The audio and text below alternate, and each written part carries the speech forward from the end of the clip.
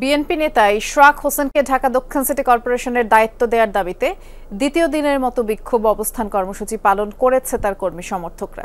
নগর ভবনের সামনে অবস্থান নেয় ওই সড়ক ২.৫ ঘন্টা বন্ধ থাকে। এতে করে যানজট ও ভোগান্তিতে পড়েন নগরবাসী।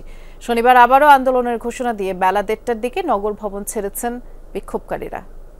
শ্রীলঙ্কা আবারও রপ্তানিতে শীর্ষে। সকালেই ঢাকা দক্ষিণ সিটি কর্পোরেশনের নগর ভবনের সামনে অবস্থান নেন কয়েকশো ঢাকাবাসী। প্লাকার্ড, স্লোগানে একটাই দাবি, নগর পিতার আসনে বসানো হোক বিএনপি নেতা ইশরাক হোসেনকে। নেতাকর্মীরা বলেন, নির্বাচনী ট্রাইব্যুনাল ইশরাককে মেয়র ঘোষণা করলেও হয়নি তার শপথ অনুষ্ঠান।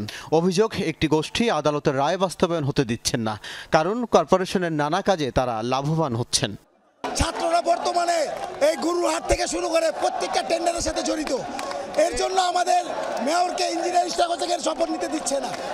এখন দেখছি আমরা এই সরকার এখন তালবাহানা করছে। হাইকোর্টে রায় দিয়েছে, তারপরও গরিবসী করছে। কেন গরিবসী করছে? ২.৫ ঘন্টা বিক্ষোভ শেষে সামনের সড়ক ছেড়ে নগর ভবনের লবিতে অস্থায়ী মঞ্চ বানিয়ে বক্তব্য দেন বক্তারা। বলেন, সরকার যদি এবারও শপথ পড়াতে গড়িমসি করে তাহলে আর অপেক্ষা করবেন না তারা, নিজেরাই মেয়রকে শপথ পড়িয়ে দায়িত্ব বুঝিয়ে দেবেন।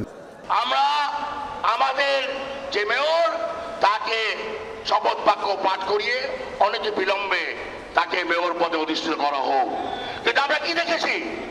আমরা দেখেছি বিগত আমলের এই ফ্যাসিস্ট হাসিনা সরকার আর এই সরকারের চরিত্র প্রায় কাছাকাছি।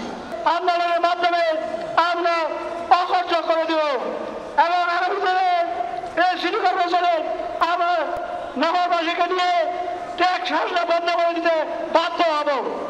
শনিবার সকাল 10টায় আবারও বিক্ষোভ কর্মসূচির ঘোষণা দিয়ে অবস্থানের ইতি টানেন বিক্ষোভকারীরা। বিক্ষোভ মিছিল করতে করতে আমরা প্রেস ক্লাবে যাব।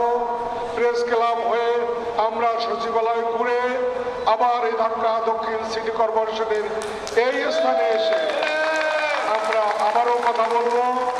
আল আমিন হক অহন, যমুনা নিউজ, ঢাকা।